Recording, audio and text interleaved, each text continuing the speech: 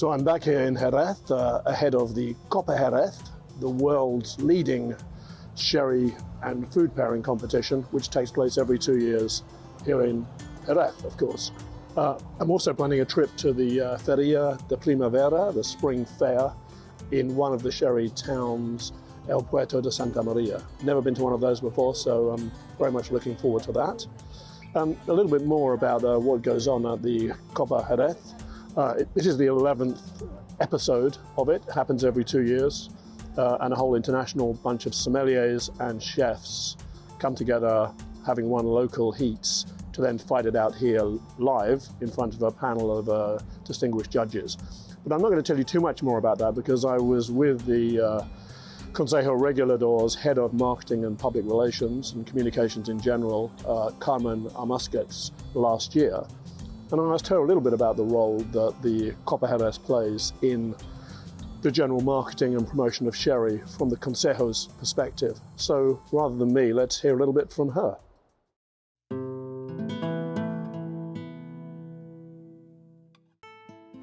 These are wines that once dominated the world and made Jerez and the surrounding towns of the Sherry Triangle some of the richest places on earth.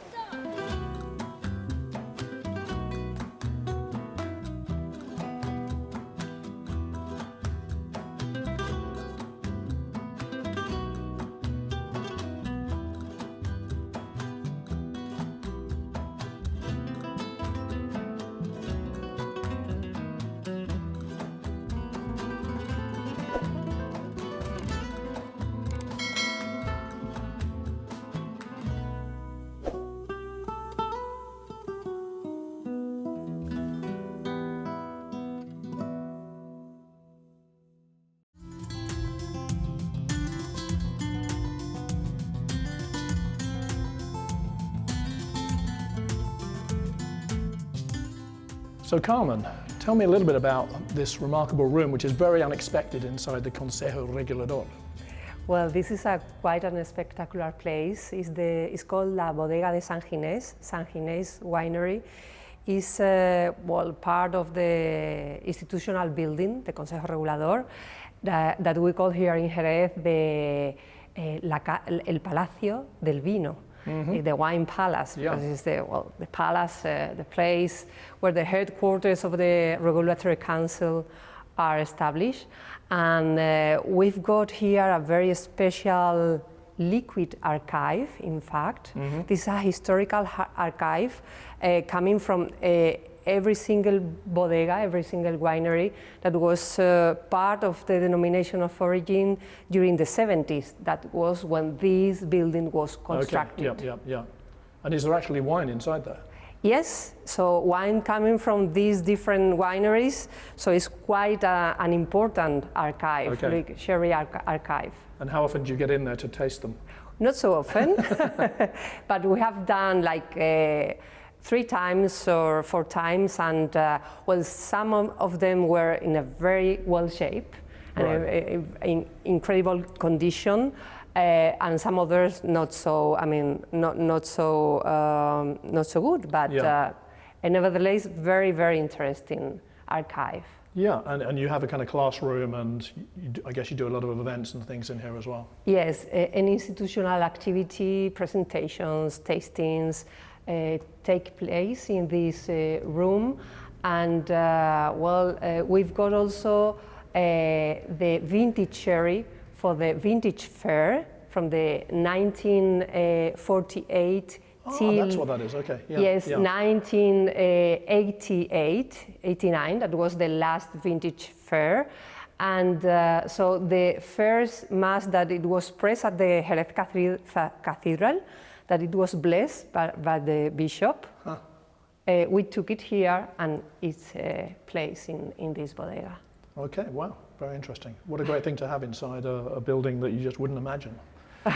So that brings us, I think, quite well onto your general responsibilities here at the Consejo, which is the promotion of sherry around the world. Mm-hmm. And maybe could you tell me a little bit about that? And I guess the first thing is, what do you see as the primary challenge in terms of fulfilling your role in terms of promoting sherry?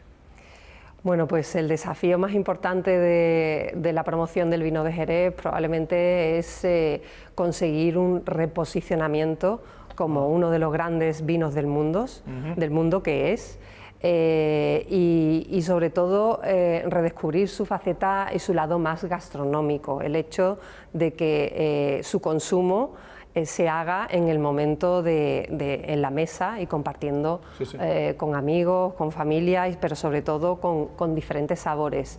Ahí es donde el vino de Jerez tiene la completa potencialidad de ser un producto que acompaña también, un vino que acompaña también a los sabores y que te mejora el momento del disfrute, que creemos verdaderamente que todos los esfuerzos de comunicación y de promoción deben ir orientados en ese sentido. Yeah, that's a big job because it's quite a change of people's attitude in general when they think about sherry, especially in markets where it's been long established, I guess. Efectivamente, siendo un producto con tantísimos siglos de historia, y con tantísima tradición y con unos hábitos de consumo, como bien has dicho, pues muy establecidos, pues bueno, digamos que es un objetivo a un medio-largo plazo, pero en los últimos 20 años se han hecho muchísimas iniciativas en este sentido y se está viendo un cambio importante en la consideración del vino de Jerez como un vino de calidad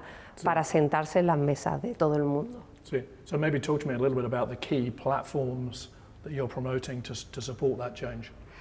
Bueno, te refieres al tipo de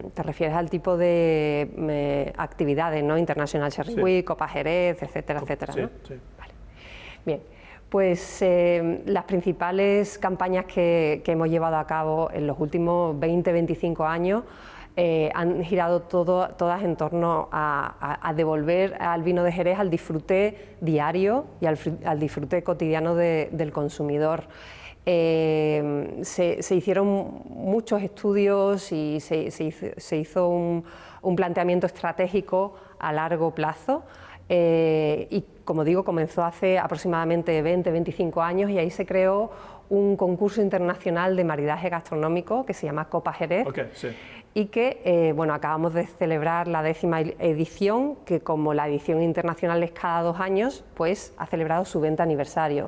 Entonces, en ese concurso, equipos de chef y de sommelier de 7 países diferentes, de los principales mercados del vino de Jerez, vienen a Jerez el chef a cocinar en directo y el sommelier a presentar un menú completo de un entrante, un plato principal y un postre maridado con diferentes marcas de vino de Jerez.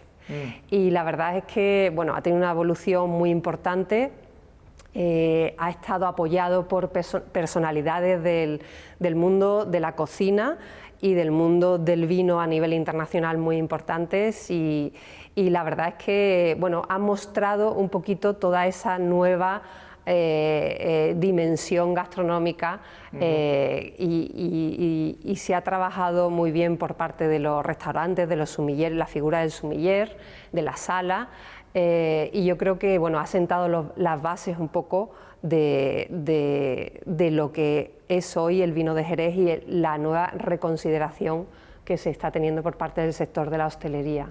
Thank you so much for your time, much appreciated. Thank you to you, always.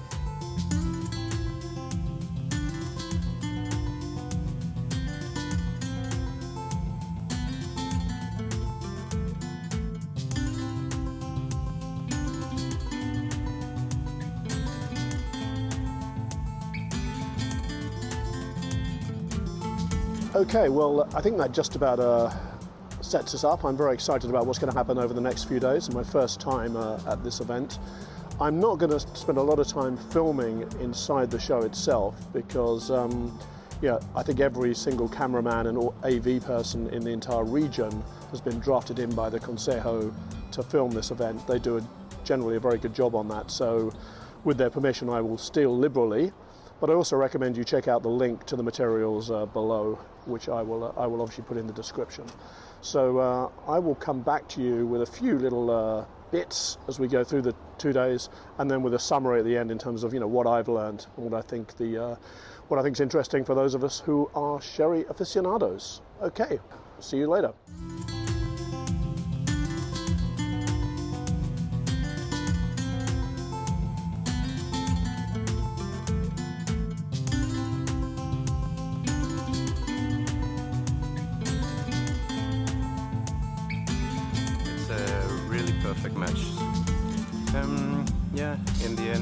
yeah, enjoy.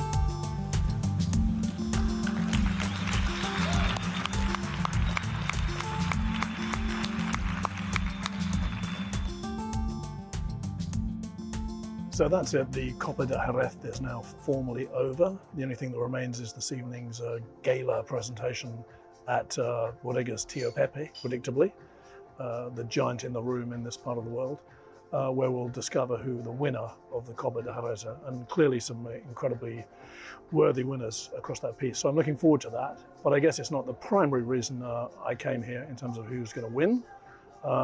There were really three parts, if you recall, to my visit here.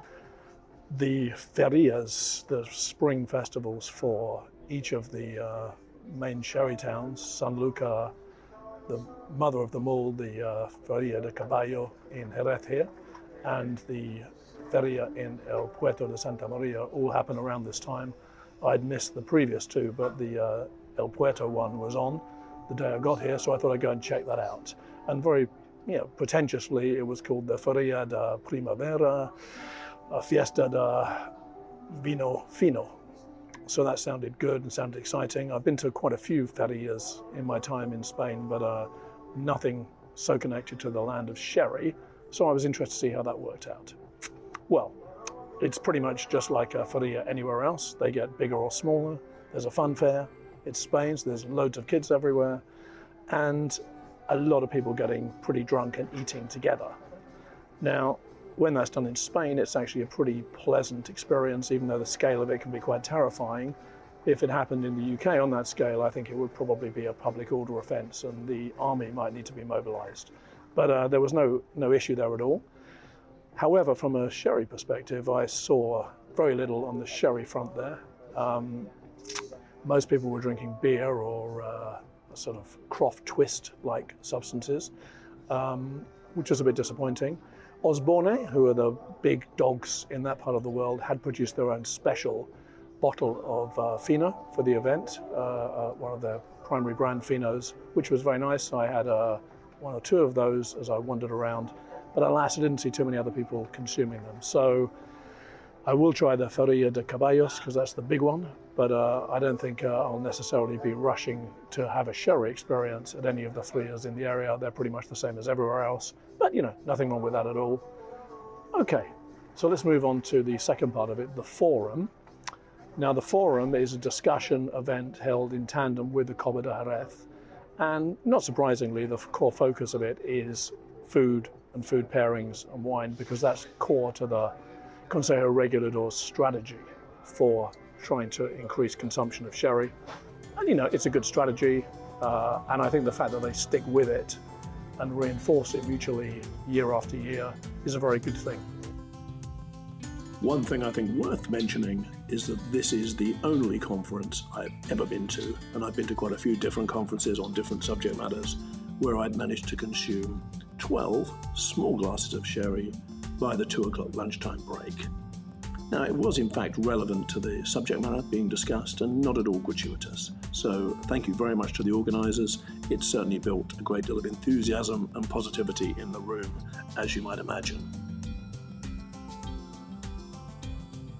Having worked in the advertising industry for a long time, we and our clients often got quite bored with our campaigns because we saw them so often, much more frequently, of course, than the target audience for them. And I think a lot of money was wasted and a lot of attention was wasted on keep reinventing the same thing, when actually there's a lot more mileage in these things than one might imagine. So congratulations to Cesar and Carmen for continuing the program there. And it was overall a great program.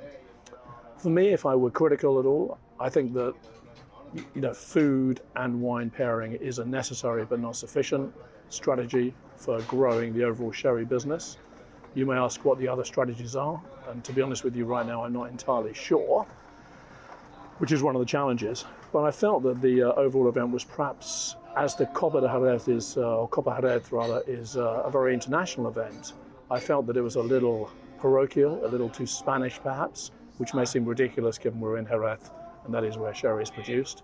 But the markets for sherry are global, it's a global business, and if it's going to grow, it needs to find new markets and seek them out. And I felt that whilst there were, in joking sense, a couple of token Mexicans in the event, it might have been more interesting to hear from some other markets where people are using sherry and food at the very least to try and grow the business. And I would in fact also perhaps here reference some of the work I've done with the Ambiente group in the north of England, who I think are doing a very good job of pairing wine and sherry, but also growing the overall market.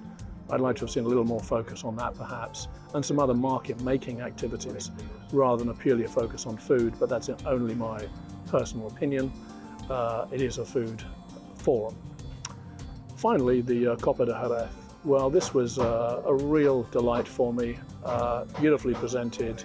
The quality of the 8 participants from different markets around the world were fantastic. They should be. They've won their local national heats to get here. And really their presentations, they were incredibly charming and gracious. I only actually sat through the first courses because that was about 3 hours worth. But the wines they selected to pair with the food, and each one of the dishes were of the highest quality, and one would be delighted to dine, I think, in any of those establishments. I shall certainly seek some of them out if I'm in those markets in the near future. So I thought that was a really great event, very compelling, very exciting, and very charming. So congratulations to the organisers for putting that one together. I would certainly visit that one again, or at least watch online if I can't be here. So in conclusion, I think a great 3 or 4 days here in sunny Spain. It wasn't so sunny yesterday, but we're back to good old 30 degrees today. I think a very useful event for me to come by, to connect with some old friends. As always, the people in the sherry industry are incredibly open, engaging, and happy to help and talk. And I made some useful connections that I think will feature in future videos. So that's my report from the Copa de Jerez. I will drop something about who won in the final link up, but I'm keen to make this a little bit topical and get this out relatively soon. So that's all from me from Jerez. And if you like this content and want to keep up to date, please do like and subscribe and hit that notification button. It really helps. I could do with a few more subscribers on this channel now as I enter into the 2+ year of putting this content together.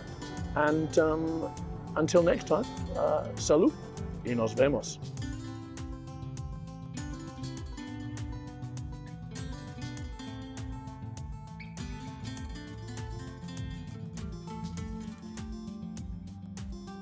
So if you've been inspired by this window into the Copa Jerez and surrounding events and are perhaps considering attending the next edition, which I guess will be in 2027, then I think one other thing worth noting is that the organisers have very thoughtfully put together a gastronomic tour around some of the best tabancos and restaurants in the area, where you can indeed engage in the wine and food pairing that the whole programme's about. So I heartily recommend that. And I thought that as a way of concluding my time here in Jerez, I'd treat myself to a meal at one of my favourite restaurants in the area, Amar, and engage in a little bit of wine and food pairing myself. So my efforts are shown on the screens, and I'd love to hear your comments, thoughts and suggestions below. So let me know what you think of my choices.